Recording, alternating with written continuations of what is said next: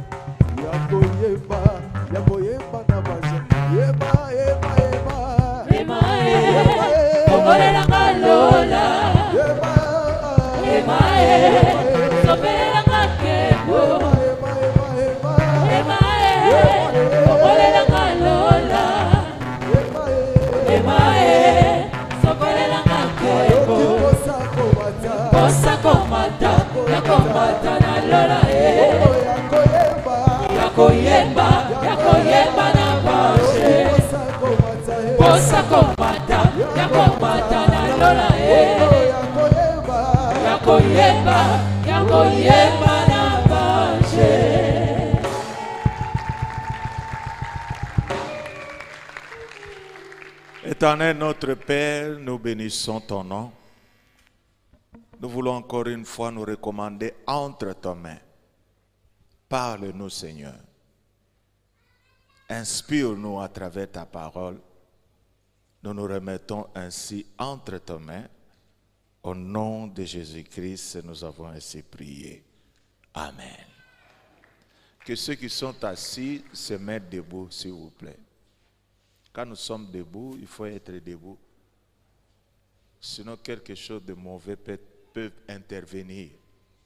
Vous restez assis et maintenant, lorsque nous serons obligés maintenant de partir, tu resteras assis.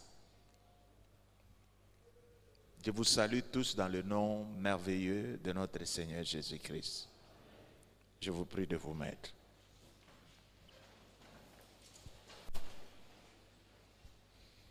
Vous savez, il y a des moments, quand je suis dans mon bureau, je reçois beaucoup de gens qui viennent, non pas pour m'exposer leurs problèmes, mais qui viennent aussi me dire les problèmes qui les embêtent souvent. J'ai déjà entendu par exemple quelqu'un venir et me dire, en tout cas, apôtre Alpha, oh, j'ai pitié de vous.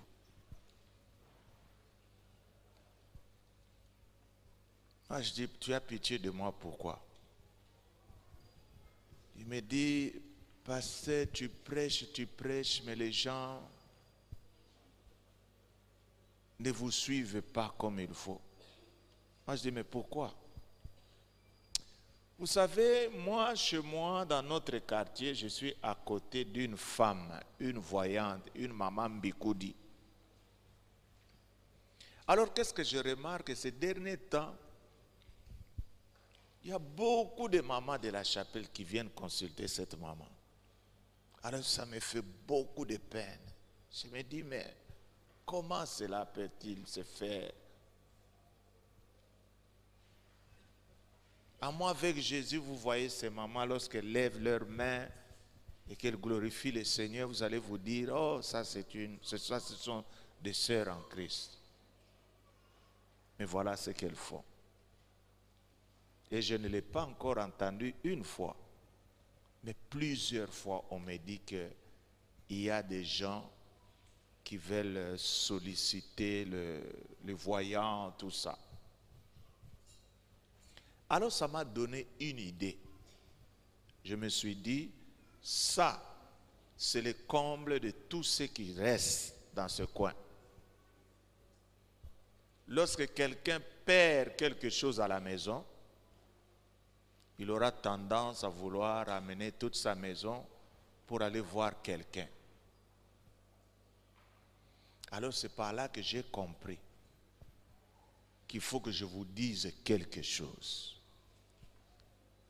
Il y a une différence entre l'église et les maisons des devins. Il y a une différence.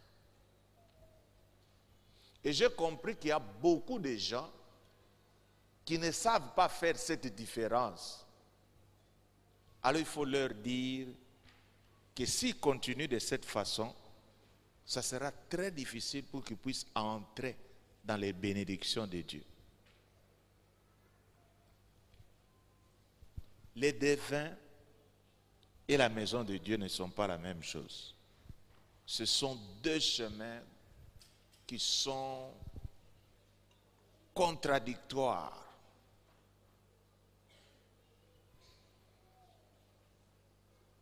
Et c'est ce qui me pousse à croire qu'il y en a même parmi nous qui pensent que nous pouvons venir à l'église comme on vient dans la maison d'un devin.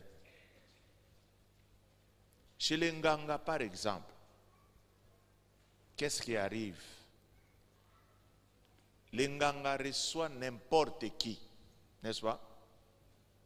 C'est-à-dire que tu sois adultère, que tu sois voleur, tout ça, toi, tu exposeras seulement ton problème et tu veux qu'il puisse te donner la réponse. C'est comme ça que beaucoup de gens pensent. Ils pensent que l'église aussi c'est comme ça. Venez à l'église, soyez ce que vous faites, mais on est venu chercher la bénédiction de la part de Dieu. Mais moi je te dis que ce n'est pas ça. Si nous venons à l'église, nous devons savoir une chose, et que nous sommes gérés par les lois de l'église.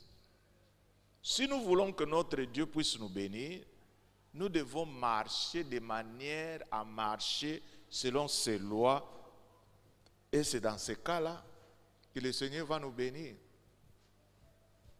Nous remarquons qu'à la chapelle, Dieu n'agit pas. Pourquoi? C'est puisque les gens ne présentent pas une position convenable à Dieu. Je voulais vous lire quelque chose dans la parole de Dieu pour vous montrer que si les églises d'aujourd'hui sont pleines de gens, vous devez savoir que tous ces gens ne sont pas venus à l'église pour le même but. L'église d'aujourd'hui, les gens viennent pour qu'ils puissent avoir la solution à leurs problèmes. Mais c'est rare de voir des gens qui sont à l'église puisqu'ils veulent hériter le royaume des cieux. Nous allons lire dans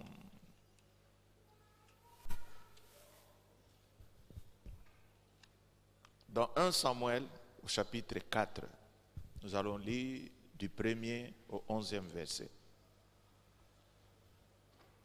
Lorsque le fils de Saül apprit... Non. Nous allons lire quoi? Moi, je suis dans 2 Samuel, alors que nous devons lire 1 Samuel. 1 Samuel 4. La parole de Samuel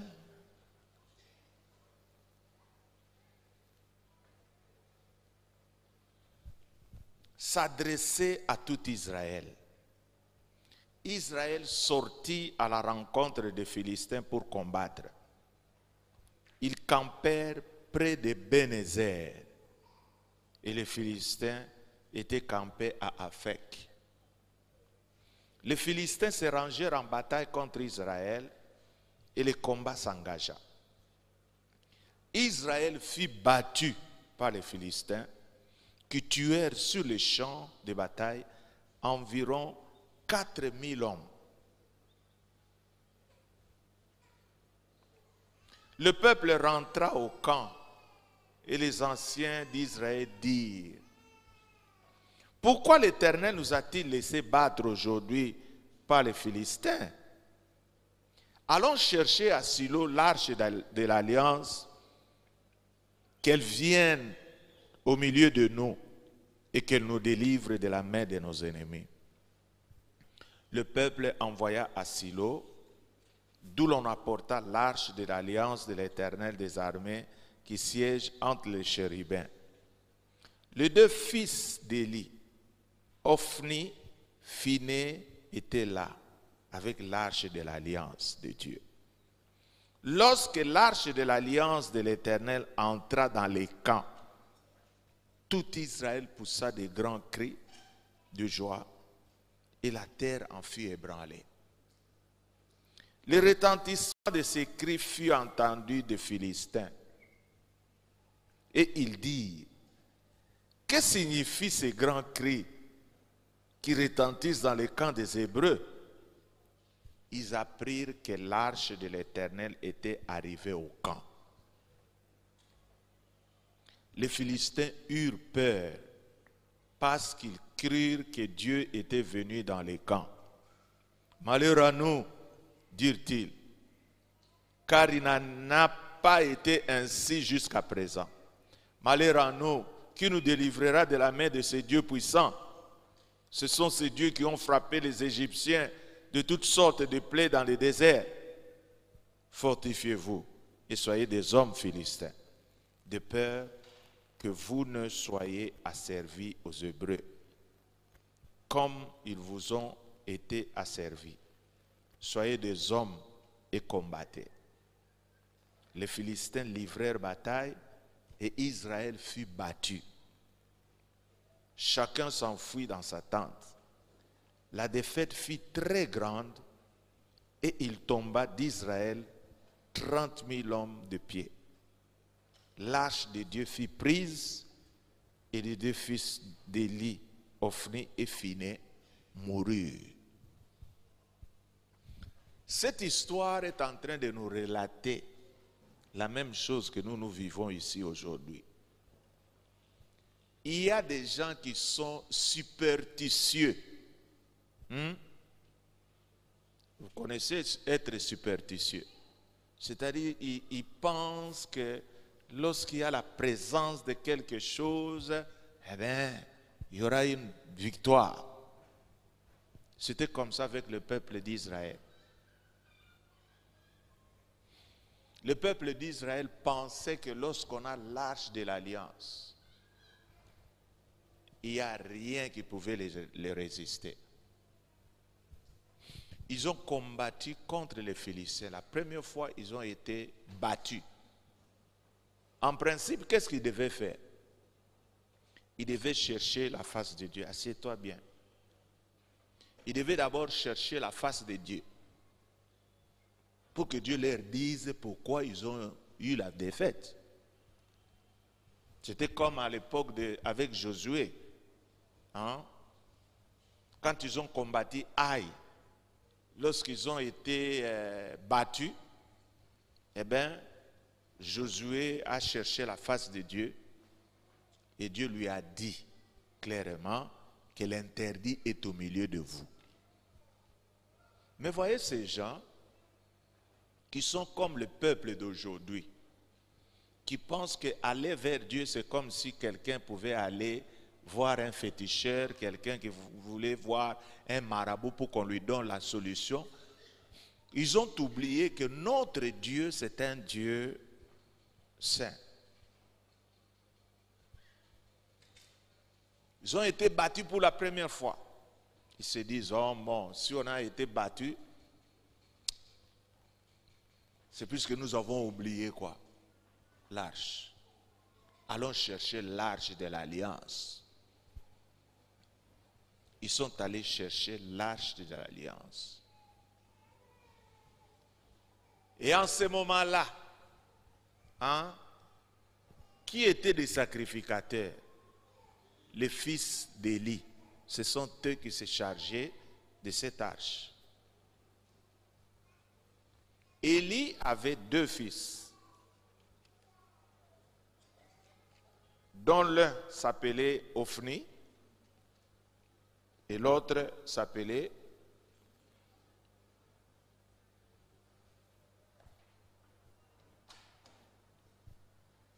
Nous allons lire dans 1 Samuel au chapitre 2.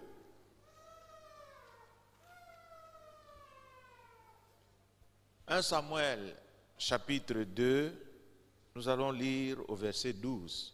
pour que vous compreniez les gens qui ont porté l'arche, comment ils étaient. Les fils d'Élie, c'est-à-dire Ophni et Phiné, étaient des hommes pervers.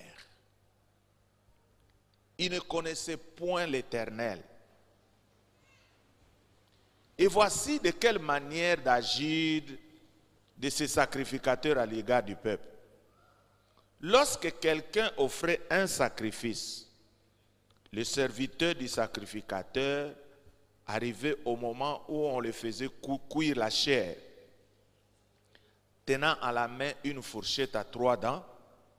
Il piquait dans la chaudière, dans le chaudron, dans la marmite ou dans le pot, et tout ce que la fourchette amenait, les sacrificateurs le prenaient pour lui. C'est ainsi qu'ils agissaient à l'égard de tous ceux d'Israël qui venaient à Silo. Même avant qu'on fît brûler la graisse, les serviteurs du sacrificateur arrivaient et disaient à celui qui offrait les sacrifices: donne pour les sacrificateurs de la chair à rôtir. Il ne recevra de toi point la chair cuite. C'est la chair crue qu'il veut. Et si l'homme lui disait: quand on aura brûlé la graisse, tu prendras ce qui te plaira, les sacrificateurs répondaient: non, tu donneras maintenant, sinon je prendrai de force. Ces jeunes gens se rendaient coupables devant l'Éternel d'un très grand péché parce qu'ils méprisaient les offrandes de l'Éternel. Et maintenant, au verset 22, écoutez ce qu'on nous dit. C'est que ces gens-là qui portaient l'arche de l'alliance faisaient. Élie était fort âgé et il a appris comment ses fils agissaient à l'égard de tout Israël. Il a appris aussi qu'il couchait avec les femmes qui s'assemblaient à l'entrée de la tente d'assignation. C'est-à-dire, l'arche de l'Éternel était transportée par des gens qui ne craignaient pas Dieu. L'arche de l'Éternel était considérée comme un fétiche pour le peuple d'Israël. Ils ont oublié que notre Dieu, c'est un Dieu saint. Nous ne pouvons pas vouloir recevoir la bénédiction de la part de Dieu si nous ne marchons pas dans la sainteté.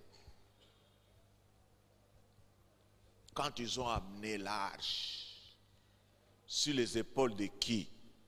Des gens impurs,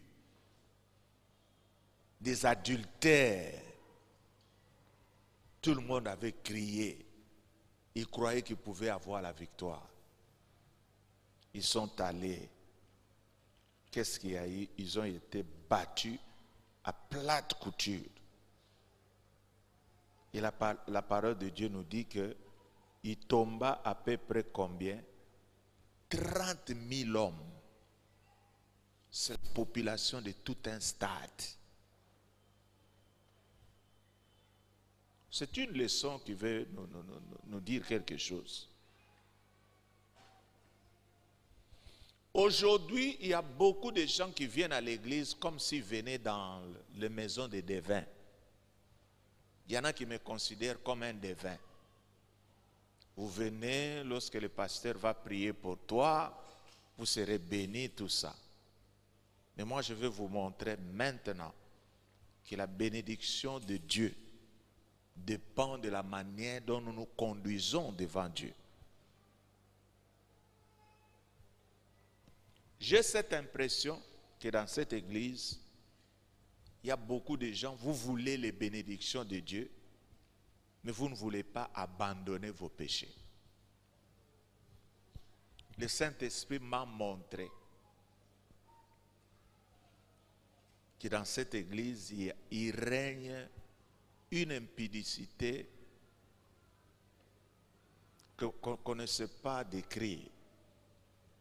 Une impudicité parmi les enfants de Dieu, c'est une malédiction. Nous devons faire très attention.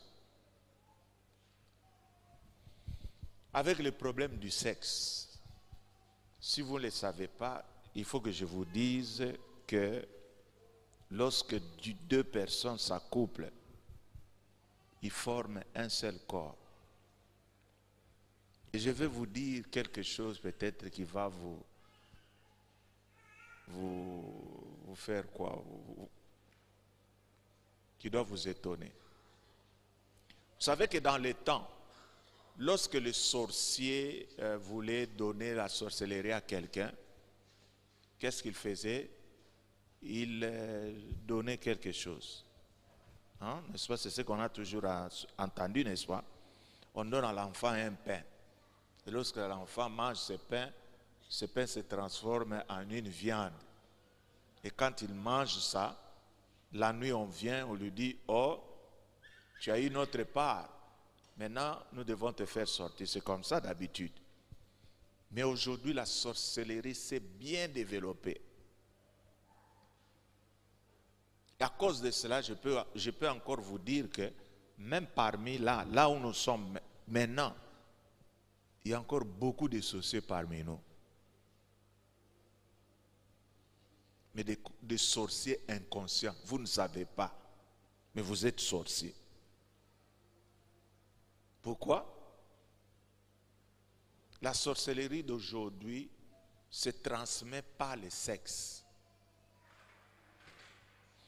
C'est pourquoi aujourd'hui le diable a fait de beaucoup de jeunes sœurs, de nos jeunes sœurs, pourquoi je les appelle sœurs, des jeunes filles d'aujourd'hui, il les a rendues sorcières. Il a fait qu'ils soient trop légers au sexe. Alors pendant qu'ils sont en train de coucher avec les gens, le principe biblique nous dit que lorsque deux corps sont en contact, ils deviennent une seule chair. C'est comme ça que vous voyez que dans la vie de Kinshasa, la vie est devenue insupportable. Quand vous sortez, que vous êtes sur Kingasani Asuka, regardez les jeunes gens qui sont là. Regardez leur tête. Je me pose parfois des questions si les salons de coiffure, au niveau de Pascal, s'ils ont vraiment de l'argent. Mais c'est quand vous regardez les cheveux de beaucoup de ces jeunes gens, ils ont des cheveux débraillés. Des cheveux trop sales. C'est comme s'ils ne lavent jamais leur tête. Pourquoi ils sont devenus comme ça? À cause du sexe. Ce sont des gens qui ne savent pas que dans le sexe, il y a beaucoup de mauvaises choses. La vie, la mort, la santé, la maladie, le succès, l'échec, la royauté, l'esclavage, la bénédiction, la malédiction se retrouvent dans le sang. Et lorsque deux personnes se rencontrent, ça crée quelque chose. Ça crée une contagion. Il y a des choses qui sortent de l'un et qui vont chez l'autre. C'est pourquoi, lorsque tu t'accouples avec quelqu'un, si tu ne connais pas sa lignée, ou si tu ne connais pas les esprits qui proviennent de lui, vous êtes en train de courir un grand danger. Vous savez que même le monde occulte, il connaît le pouvoir qui est derrière les sexes. C'est pourquoi lorsque vous rencontrez certains féticheurs, ne dors pas maman, regarde. Ne dors pas, je suis en train de te suivre. Même lorsque vous entrez dans des maisons de certains féticheurs, ils vous diront, viens mardi, mais ne touche pas à une femme. Vous venez. Même dans les matchs de football, les joueurs, lorsqu'ils ont un grand match, c'est-à-dire ils ne dorment pas chez eux, tout le monde, au réveillon. Vous savez pourquoi? Puisqu'ils savent que derrière les sexes, il se dégage une puissance de destruction terrible. Par le sexe, on peut te ravir la couronne. On peut te voler ton trône. On peut t'arracher tes grâces. On peut déchirer ta tunique d'honneur. On peut voler ton or et ton argent. On peut changer ton étoile. Et on peut détruire tes projets. On peut sucer ta grâce. On peut te tuer, etc., etc. Moi, je connais beaucoup de serviteurs de Dieu qui ont fait un grand ministère et actuellement, on ne parle plus d'eux. Pourquoi? Ils ont rencontré le sexe dans leur parcours et le sexe a tout emporté. Plusieurs ont échoué après un rapport sexuel de 5 minutes seulement. Tout cela à cause du transfert des esprits et de l'énergie.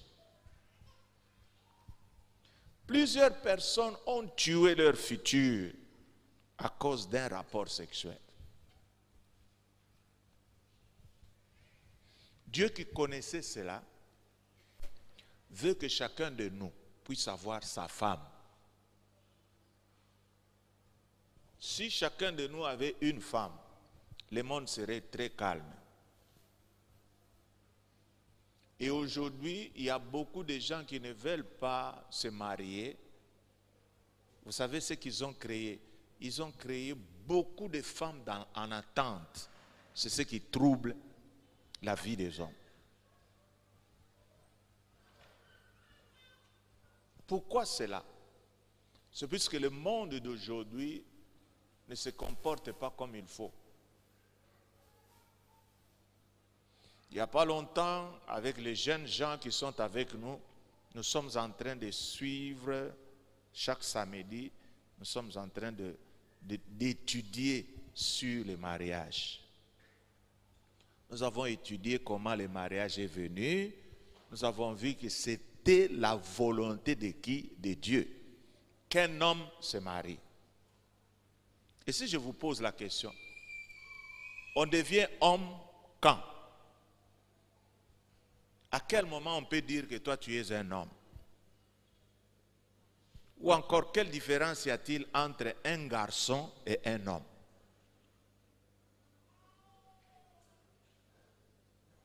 Vous ne savez pas me donner la différence, un homme et un garçon. C'est la même chose, n'est-ce pas? Hein? Cet enfant qui joue derrière toi, avec des lunettes là, c'est un homme, n'est-ce pas? Hein? Hein? Quelle est la différence? La différence est au niveau de la maturité. Un garçon, il est en train de développer certaines choses dans sa vie, mais un homme, c'est celui qui a atteint le niveau, la maturité sexuelle. C'est Dieu qui a voulu ça. Lorsque quelqu'un atteint la maturité spirituelle, automatiquement, la personne doit épouser une femme. C'est comme ça que les mécanismes de Dieu fonctionnent. Je trouve qu'aujourd'hui, les choses sont en train d'être, je ne sais pas, les gens sont en train de faire des choses qui leur viennent dans leur tête. J'ai vu sur WhatsApp, on m'avait envoyé une image d'une grande dame qui a épousé un petit garçon. Hein? Je crois que vous avez suivi ça. Mais ça, c'est le monde à l'envers. Le mariage n'est réservé qu'aux adultes. C'est pourquoi dans les temps, chez les Hébreux, ce sont les parents qui cherchaient des femmes pour leurs enfants. Il est là avec vous, vous avez 10 ans, papa est en train de te nourrir et tout ça, jusqu'au moment où tu vas atteindre combien? 18 ans. Il s'est dit, oh, j'ai un homme à la maison. Et c'est papa qui fera en sorte que tu puisses avoir une femme. C'est ce qui se faisait dans les temps. Et aujourd'hui, qu'est-ce qui se passe? Nous avons des célibataires de 35 ans, de 45 ans. Ils ne sont plus dans la volonté de Dieu. Ce n'est pas la volonté de Dieu. Si je posais une question aux frères ici, vous qui êtes assis en train de me regarder, à votre âge, est-ce que votre papa avait-il déjà épousé votre maman? Toi? Non. Hein? Hein? Et toi? Oui? Tout le monde dit oui. Mais pourquoi vous n'épousez pas? Vous savez, vous voulez résoudre beaucoup de problèmes spirituels avec votre raisonnement, mais vous ne savez pas que nous avons détruit les choses de Dieu.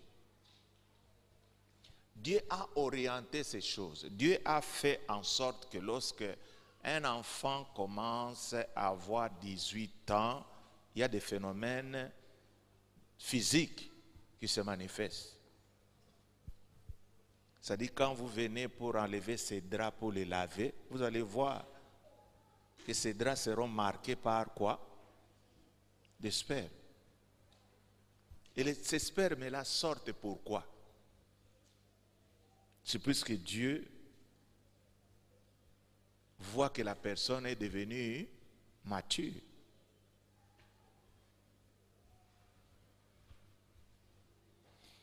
Lorsque les parents voient ça, ils disent non, on doit lui chercher quelque chose.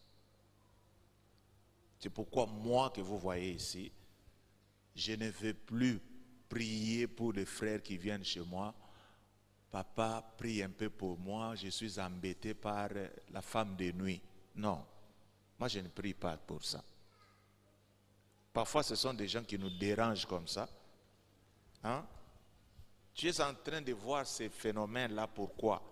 C'est ton corps qui est en train d'agir. C'est ton corps qui te montre que maintenant je suis déjà bien formé, il faut me chercher un partenaire, c'est tout. Lorsque je suis à l'église et que je dise que tous les célibataires, levez vos mains, je vais vous voir. Vous voyez tous les célibataires là. Et parmi ces célibataires, il y en a qui ont 35 ans, 45 ans. Vous savez que je n'ai pas confiance en vous. Comment est-ce que tu peux te contrôler depuis tes 18 ans jusqu'à 45e année? Comment te contiens-tu? C'est ce qui me fait dire que la plupart des jeunes garçons ici et des jeunes filles, vous êtes dans la fornication. Que celui qui ne veut pas brûler, ça c'est la Bible qui le dit, qu'il fasse quoi? Hein? Oh, que celui qui ne veut pas brûler, qu'il fasse quoi? Qu'il se marie, non? C'est Dieu lui-même qui t'a créé qui dit ça.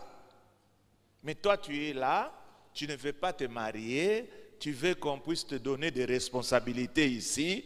Si nous te donnons des responsabilités, tu risques d'aller faire des gaffes.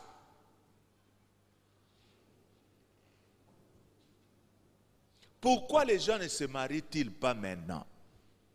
S'ils ne se marient pas maintenant, ils sont en train de détruire l'environnement.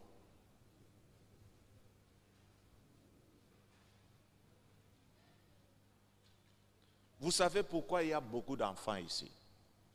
Les enfants naissent à un rythme vertigineux. Puisque aujourd'hui, c'est n'importe qui peut avoir un enfant. Alors que dans les temps, ceux qui pouvaient avoir les enfants, ce sont qui? Ce sont qui? Des gens qui sont mariés. Mais aujourd'hui, puisqu'on ne sait pas se contrôler, les parents ne savent pas prendre les directives pour leurs enfants, eh bien, si je vous posais la question de savoir, entre ceux qui sont mariés légalement et ceux qui ne le sont pas, qui sont ceux-là qui produisent le plus d'enfants? Hein? Vous savez que même ici, hein, il y a beaucoup d'enfants illégitimes ici. Mais heureusement que tu as été accueilli par Jésus-Christ. Il y a beaucoup d'enfants ici qui ne connaissent pas leur papa. Il y a des enfants ici dont papa est à Luanda et maman est en France, lui il est chez les grands frères, les grands-pères. Vous voyez comment notre société est en train de se détruire. Et aujourd'hui, lorsque vous voyez les Nkuluna, suivez ces Nkuluna, vous allez voir que ce sont des enfants qui sont sortis des relations qui ne sont pas pures. Il y en a des Nkuluna qui ne connaissent pas leurs parents. C'est pourquoi lorsqu'un Nkuluna est en face d'un homme, il faut pas zokisayo. Pourquoi? Il est en train de venger qui? Il ne connaît pas son père. Comment peut-il avoir pitié de toi? Mais tu as déjà eu mon téléphone, non? Ça suffit, non? Pas! Il te laisse avec un signe.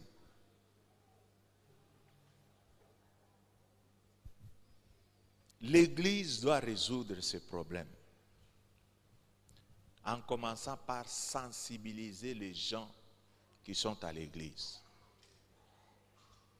Mon frère, si tu as déjà atteint l'âge de 18 ans, songe déjà à quitter la maison de ton père et de ta mère. Qu'on ne te nourrit plus. Débrouille-toi. Habite chez toi. C'est lorsque tu habiteras chez toi que cette idée d'avoir quelqu'un à côté de toi va sortir de ta tête. Je ne vais même pas poser cette question de savoir qui sont ceux-là qui vivent chez eux. Quand je dis chez eux, c'est-à-dire dans la maison de leurs parents. Vous verrez qu'il y aura des mains qui vont... La majorité, vous vivez chez vous. Hein, mes frères d'abord. C'est vous qui rendez la situation très compliquée. Quand je demande aux sœurs, dites-moi un peu, parlez-moi un peu du mariage. Les sœurs vont dire, ah, le mariage est devenu trop difficile. Et maintenant, si je vous posais la question, qui sont ceux-là qui ont rendu ce mariage difficile? Ce sont vous les hommes. Puisque vous ne voulez pas vous marier. Et qu'est-ce qui va se faire? Vous laissez nos jeunes sœurs à la portée de la tentation sexuelle.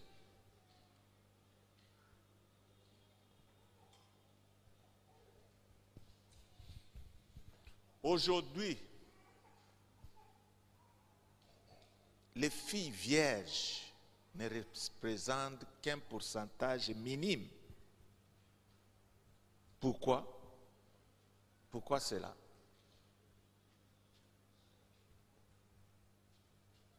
C'est puisque les choses ont été détruites. Je sais que pour vous, vous aurez des problèmes. Puisque vous vivez dans un monde qui est en mutation. Mais je suis en train de vous prêcher pour vos enfants aussi. Surveillez vos enfants. Lorsque ton fils devient un homme, il faut le secouer. Lui dire que mon frère, j'ai déjà fait mon travail. Hein. Ça, c'est ma maison. Je veux que tu puisses quitter ma maison et que tu cherches la tienne. C'est comme chez l'homme blanc. Mais ici, en Afrique, on nourrit l'enfant même à 45 ans. Et les enfants construisent dans les parcelles de leurs parents. ça ne va pas nous amener des bénédictions. La parole de Dieu nous dit que l'homme fera quoi? Hein? Comment est-ce qu'on peut quitter si on est toujours au même endroit? Quitter, cela veut dire que vous vous déplacez. Vous quittez l'endroit où vous étiez pour vous mettre à un autre endroit. Vous voyez pourquoi nous les Africains, nous les Congolais, on n'est pas bénis? C'est puisque nous ne marchons pas dans la volonté de Dieu. Nous ne voulons pas nous marier. Hein? Nous ne voulons pas quitter nos parents. Est-ce que nous sommes dans la volonté de Dieu? Ça va créer beaucoup de blocages. Nous sommes déjà habitués à dire des choses sur nos oncles, nos tantes. Donc l'homme congolais cherche à expliquer ses défaites, pas des liens spirituels. Non. Il n'y a pas que ça. Il faut voir la manière dont nous nous comportons vis-à-vis de la parole de Dieu. C'est pourquoi, en l'an 2019, je vais vous acculer, surtout vous les frères. Vous n'allez pas dormir dans cette église. Nous allons vous bousculer. Et ma prière, je vais prier pour que vos parents se révoltent contre vous et que vous chassent de leur maison. Et vous verrez qu'une classe de gens va sortir d'ici et vous verrez que cette église sera bénie. Vous savez qu'il y a plus de célibataires que de mariés à la chapelle de la Victoire. Alors vous allez me dire, non, c'est puisque à la chapelle de la Victoire, c'est une église jeune. Non, non. Tu n'es plus jeune. Puisque ton père, à ton âge, avait déjà 3 enfants.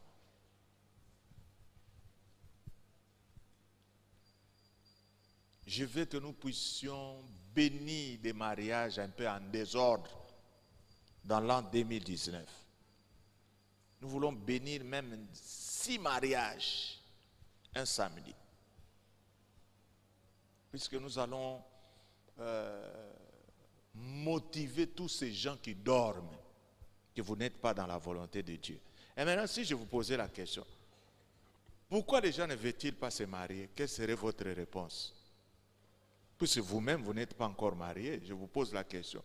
Pourquoi vous n'êtes pas marié? Qu'un courageux réponde, un homme courageux. Lève ta main et réponds-moi. Pourquoi tu n'es pas encore marié? Nous allons analyser ce que tu dis.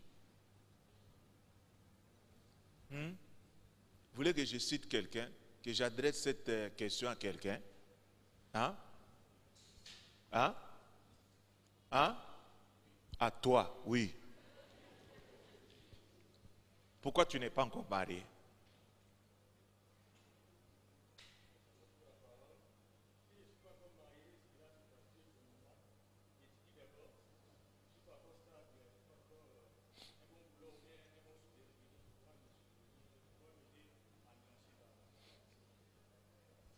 Il a bien répondu. Hein? Il croit que pour se marier, il faut être stable. Ça, c'est la peur du mariage. Qui va me répondre encore? Tu ne te maries pas, pourquoi? Maintenant, je te repose la question. Hein? Écoutez-moi ma question. Les habits que tu portes là, qui t'a acheté ça? Frère, qui? Les pantalons et la veste que tu as, des chaussures. Qui ont acheté ça? Celle que tu portes maintenant. Qui l'a acheté? Hein? Hein? Toi-même? En bas? Et les sœurs, je vous pose la même question. Qui t'a acheté cette belle robe que tu as mise ici? C'est qui? Répondez les sœurs, non? Hein? Toi-même, n'est-ce pas? Mais vous ne trouvez pas que vous êtes déjà bien fait? Puisque le frère est capable d'acheter ses propres habits et que la sœur est capable de s'habiller seule. Lorsque les deux indépendants, vous décidez maintenant de vous mettre ensemble, vous croyez que vous allez mourir de faim. Hein? Puisque vous produisez des habits vous-même. Vous croyez à cela? Il ne faut pas avoir peur. Il faut vous engager. On dit que c'est pourquoi, qu'est-ce que l'homme doit faire d'abord premièrement? Hein? Quitter. Pour faire quoi? Hein? Vous savez pourquoi vous ne vous mariez pas? Puisque vous ne quittez pas. Toi, tu es chez toi, non? Chez tes parents. Et toi? Hein? Tu? Chez tes parents. Eh.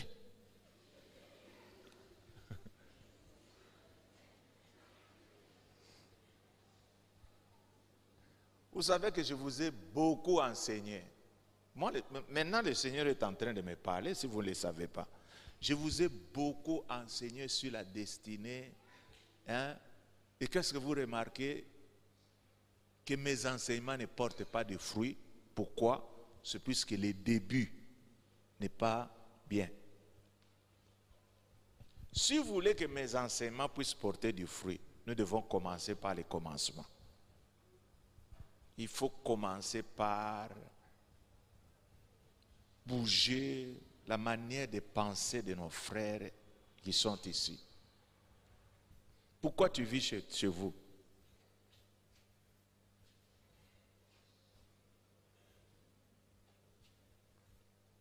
Pourquoi tu vis chez ton père et chez ta mère?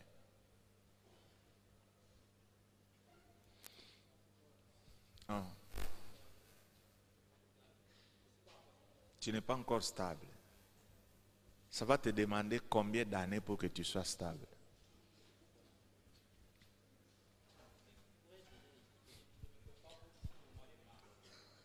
Écoutez-moi un peu.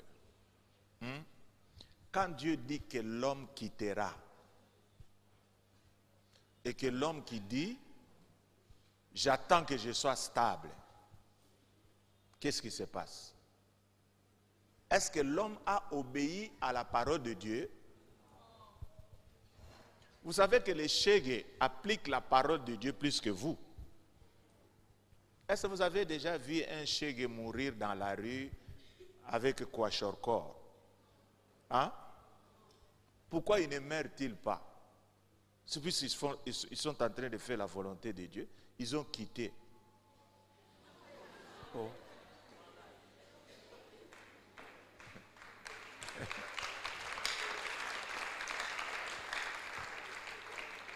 Est-ce qu'ils sont en bonne santé? Ils sont en bonne santé plus que toi. Qu'est-ce qui fait cela? C'est Dieu. C'est sa parole qui vous poursuit. Mais toi, quand tu écoutes cette parole que je suis en train de te prêcher, tu te dis toi-même, bon, ça va, je vais prendre cette décision. Mais au bout d'un certain moment, tu commences à te poser des questions. Et l'argent pour louer la maison, où est-ce que je vais l'avoir? D'abord, quand le Seigneur te dit que tu dois quitter, prends ton Seigneur au mot. Seigneur, tu as dit que tu vas quitter. Seigneur, permets que je puisse avoir une occasion pour quitter. Comment est-ce qu'on quitte? C'est un pas que tu dois faire. Tu peux venir me trouver. Pasteur, moi je vais quitter.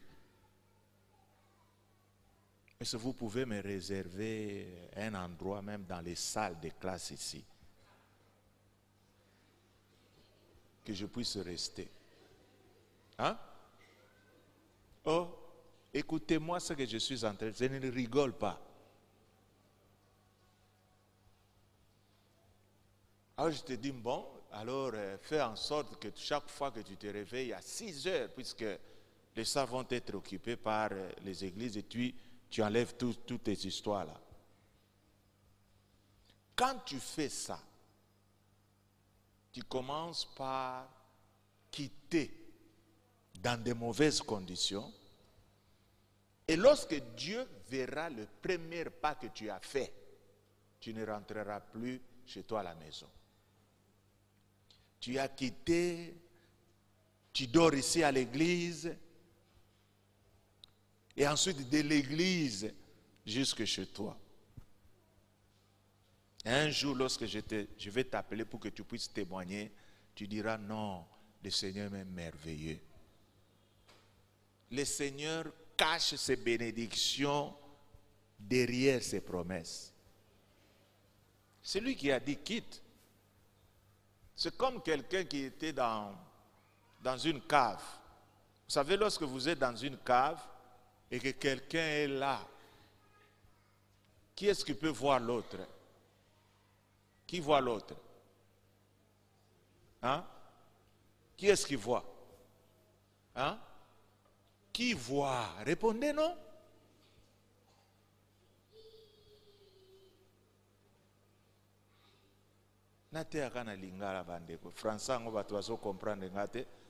Qui voit l'autre entre celui qui est dans la cave et celui qui est dehors? Qui est-ce qui voit? Hein? Hein? Qui? Personne ne voit. C'est celui qui est dans la cave qui voit. Celui qui est dans la cave, c'est Dieu. Il te voit. Il te dit, saute, je vais t'attraper.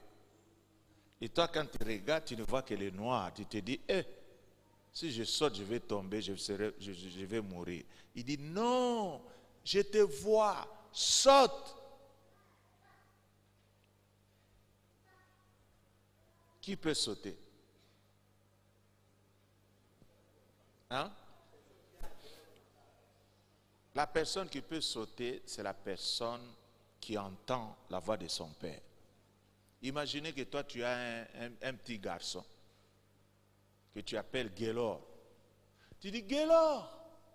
Il dit, oh, et ça c'est la voix de papa, non? Gaylord. Tu dis, papa. Bon, Gaylord, je te vois. Maintenant, saute, Gaylord. Est-ce que Gaylord va sauter? Hein? Pourquoi? Il a confiance à la voix de son papa. Mais si ton Dieu te dit, saute.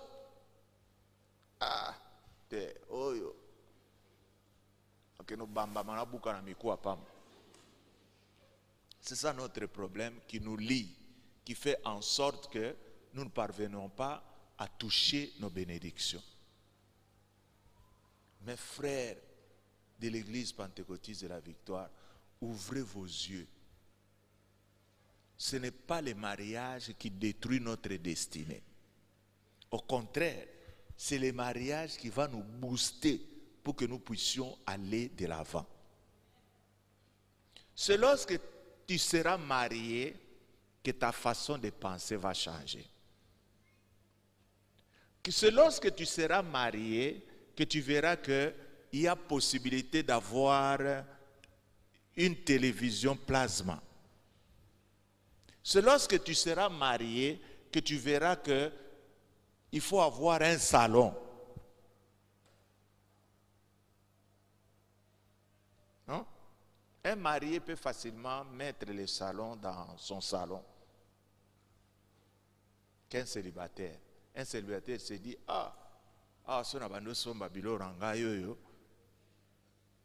tu te coinces toi-même. Qui parmi les frères se mariera en 2019 qui lève sa main?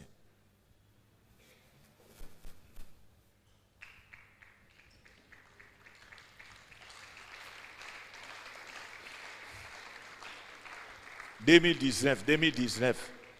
Oh, mais comment, où sont parties ces mains? Oui. Comptez-moi ces mains, s'il vous plaît, que quelqu'un me compte. Hein? S'il y avait un photographe, j'allais lui dire de vous photographier. pour que je cours toujours derrière vous. Ouais. Ah.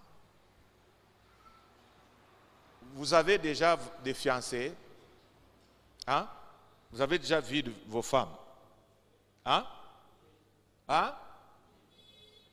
Mais moi, je voudrais poser la question à quelqu'un qui n'a pas encore de fiancé, mais qui veut se marier en 2019.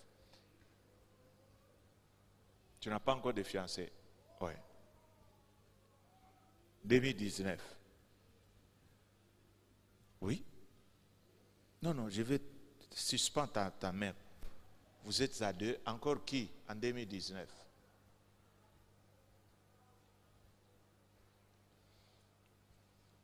Venez me voir. Amen. Et maintenant, qui sont les sœurs qui voudraient être mariées?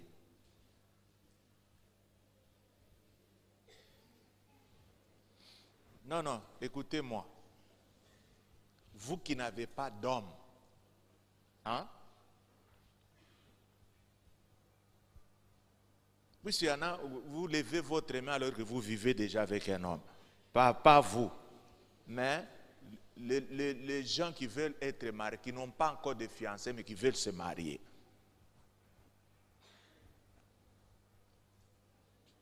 Je m'adresse à qui? À qui? Aux sœurs. Vous savez, hein, votre manière de vous comporter, hein, Dieu le voit. On nous dit que Dieu donne ce que nous désirons dans notre cœur. Et moi, je voulais voir s'il y a ces désirs, qui sont ceux-là qui veulent un mariage.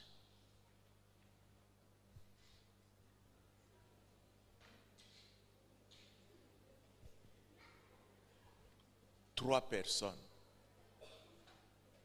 Et vous autres, qu'est-ce que vous dites devant Dieu? Bon, Seigneur, ça peut attendre même après 5 ans. Alléluia. Nous devons délivrer les jeunes gens ici.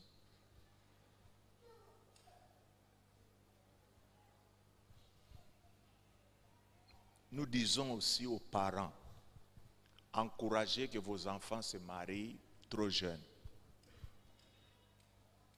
Puisque pendant que je partageais avec une sœur, là, elle me disait, non,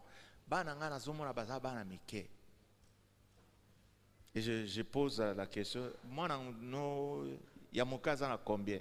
Moi, il dit, moi, j'ai 18 ans. Mais à 18 ans, c'est déjà une femme, non? Hein? À 18 ans, on peut enfanter, même à 15 ans. Si on vient demander la main de ta fille de 15 ans, qu'est-ce qu'il faut faire? Hein? Il faut la laisser partir. Hein? Hein? Bino bo mesani si ko balaka ba 45 ba nani en Italie. Allez en Europe, vous allez voir des couples.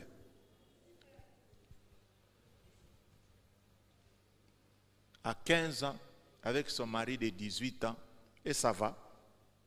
Hein? Ça va?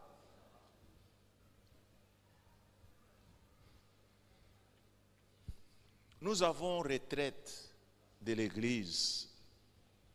Quand? Quand, frère Glody? La retraite de l'église. Les 16 et les 17.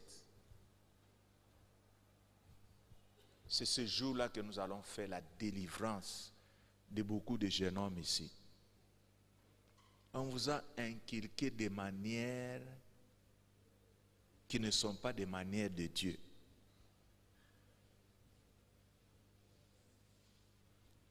Vous avez été au mariage de Daïsi. Qui sont ceux-là qui ont été à ce mariage-là? Hein? Ça ne vous a pas parlé. Hein? Qu'est-ce que cela vous a fait? Hein? C'est-à-dire, quand j'ai vu ces couples, je me suis dit, oh, ça, ce sont des frères qui sont courageux. Il vit avec sa femme, n'est-ce pas? Et vous le voyez aussi à l'église, ensemble avec sa femme. Et la femme est rayonnante. Yo fandana yo. Toi, tu attends que tu te maries à 18 ans et à 38 ans. C'est un grand danger pour les sœurs. Hein? Vous savez, à 38 ans, tu n'as que 7 ans pour bien vivre ton mariage. Pourquoi? C'est puisqu'il y aura un moment où tu vas atteindre la ménopause et ça va créer des problèmes dans ton foyer. Mais lorsque quelqu'un se marie très tôt, vous avez tout le temps. Vous allez vous fatiguer, vous serez comme un frère et une sœur.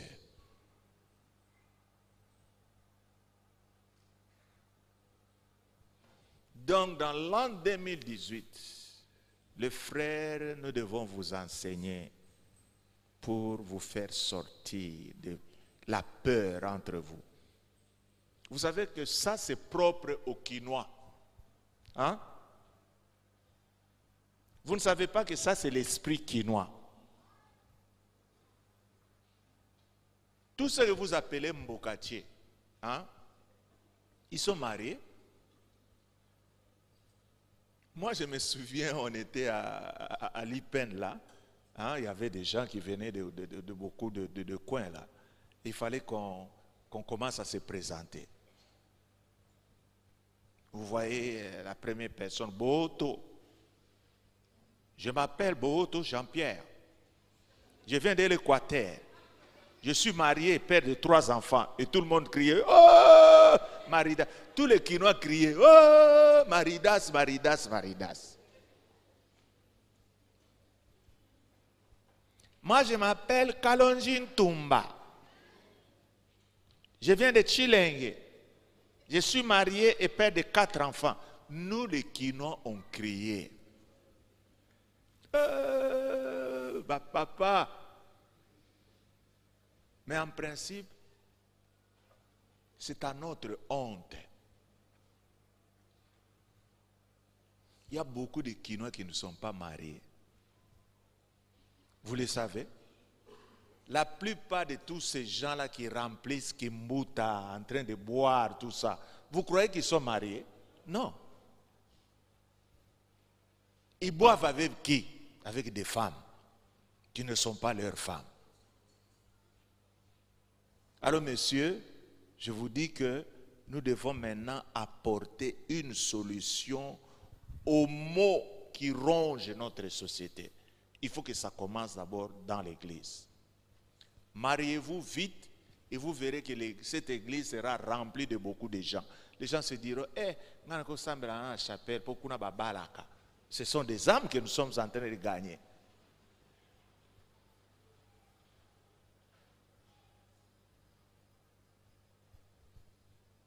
Je voudrais que tous les frères qui ont atteint l'âge de la maturité, mettez-vous debout, je vais vous voir.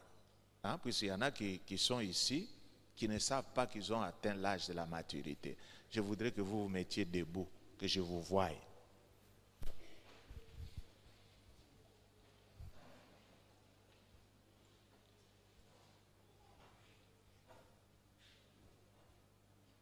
Mes frères, je viens de parler du sexe. Je ne veux pas que le diable puisse détruire vos vies. Je ne veux pas que le diable puisse vous anéantir, puisse vous voler votre couronne. C'est pourquoi je voudrais que vous preniez une décision. Tant que vous serez dans cette église, tant que vous allez servir notre Dieu dans cette église, prenez une décision. Quelle décision vous allez prendre? Vous allez dire à Jésus que vous lui donnez votre corps, que le corps que tu as, tu le lui donnes. Et qu'il ne te reste qu'une seule femme. C'est quelle femme ça? Celle que tu vas épouser. Celle que tu vas faire quoi? Non, celle qui sera ta fiancée. Celle que tu vas, c'est-à-dire les jours où il y aura ça à son doigt, c'est ce jour-là que vous commencez votre mariage. Si vous faites ça, vous allez voir que les bénédictions de Dieu sont trop faciles, comme cela a été le cas de votre Père spirituel qui est ici devant vous. Moi, le Seigneur me bénit sans beaucoup de peine. Hein? Il y a des moments où je me lève, je dis simplement, pantalon en bleu, si le Seigneur, si je pouvais encore avoir une chaussure bleue. Je parle comme ça. Mais c'est une forme de prière à Dieu. Donnez votre corps à Dieu et ne vous accouplez pas avec une femme. Jusqu'au moment où tu vas tout terminer. Et tu verras que d'abord, en commençant par ton mariage sera une grande bénédiction. Vous aurez des cadeaux que vous ne pouvez pas compter. Et la suite, même vos enfants que vous allez mettre au monde, ce sera des enfants qui feront leurs études sans beaucoup trop de problèmes. Même si le Minerval, on commence à les payer à $3,000, le Seigneur fera en sorte que les portes s'ouvrent pour que tes enfants puissent atteindre. Alors, ferme tes yeux et parle à ce Jésus-Christ sur cette décision que tu prends. Si tu sens que tu es trop faible, tu ne pourras pas résister même pendant 3 ans. Alors viens nous voir. Nous allons t'aider pour que nous puissions te faire sortir de ce pétrin. Élève ta voix et prie devant Dieu.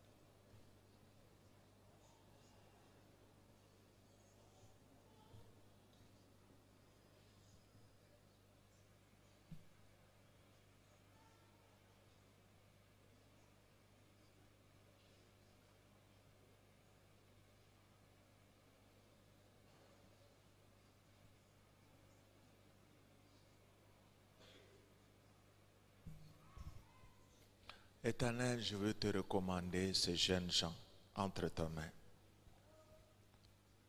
Seigneur, étends ta main et rends leur décision ferme et promets-leur de grandes choses dans leur vie. Au nom de Jésus-Christ, nous avons ainsi prié. Amen. Si nous pouvons applaudir pour eux.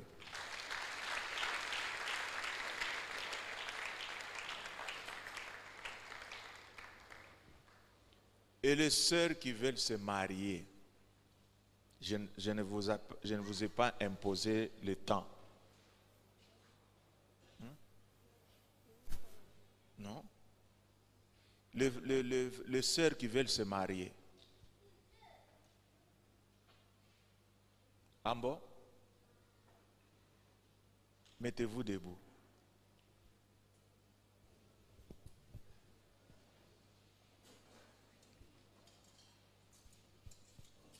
Mais pourquoi vous ne vous levez pas au même moment?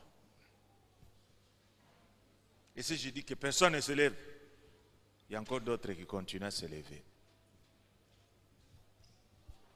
Ceux qui sont assis sont déjà mariés, les autres avec des esprits.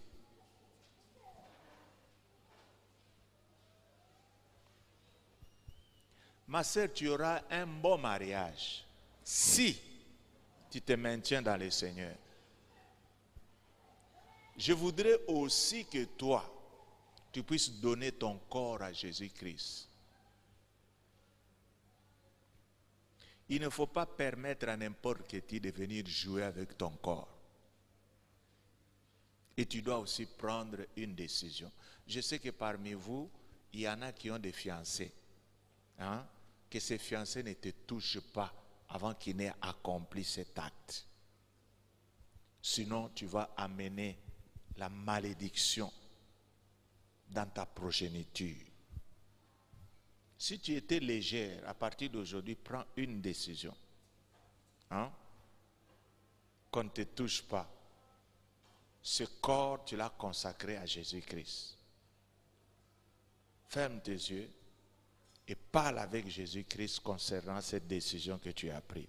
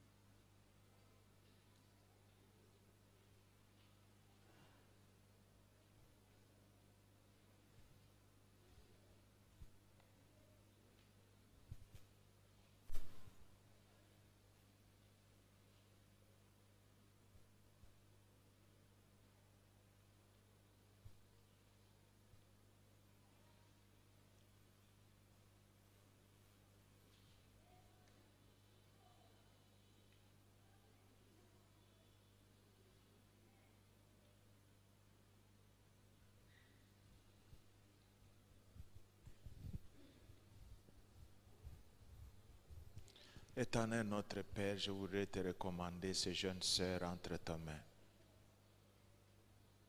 Grand Dieu, accepte leur consécration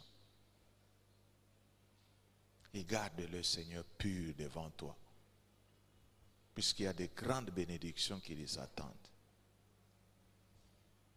Béni sois-tu.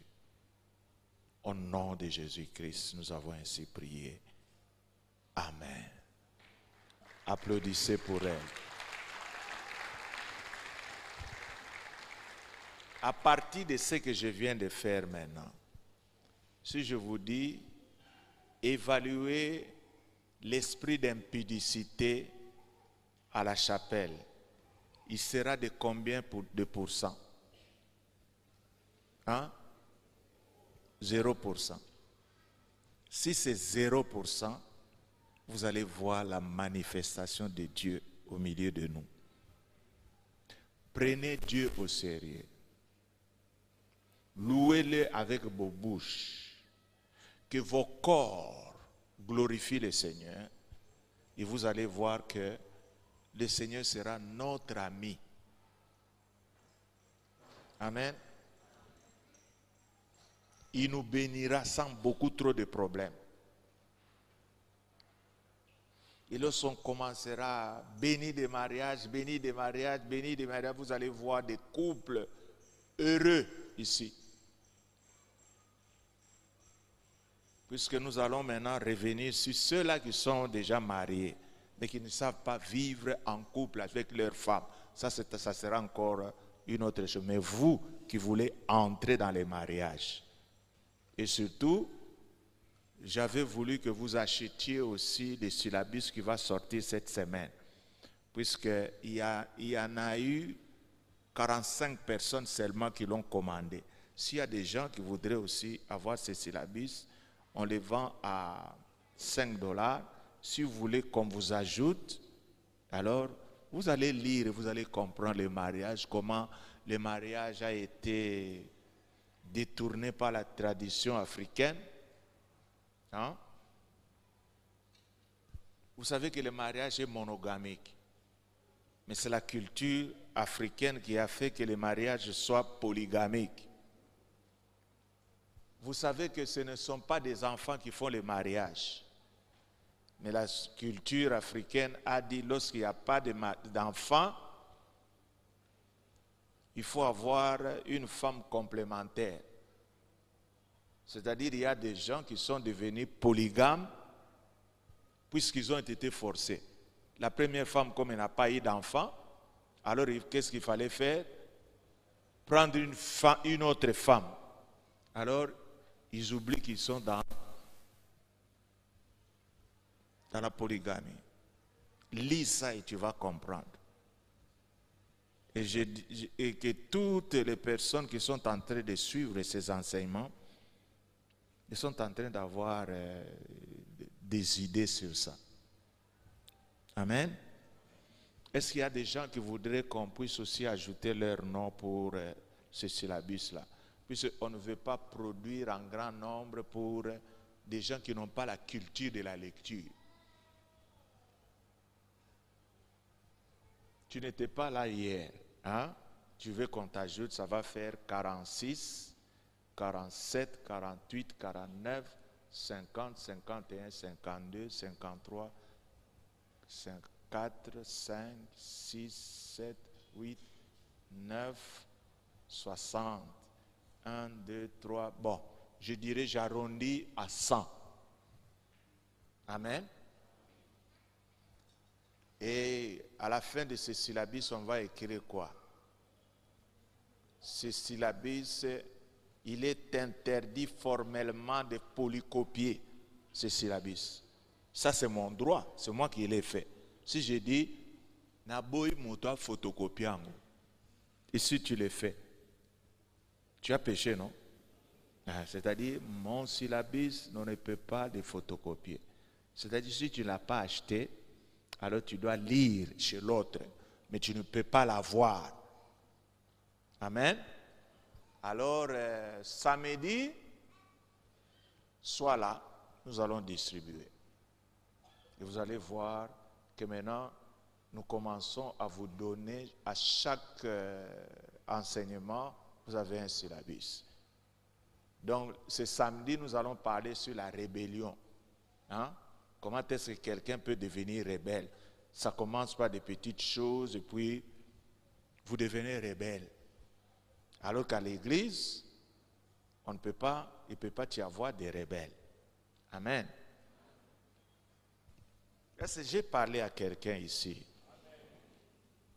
J'ai édifié quelqu'un. Prenez votre décision au sérieux et vous allez voir ce que le Seigneur va faire. Que le Seigneur vous bénisse.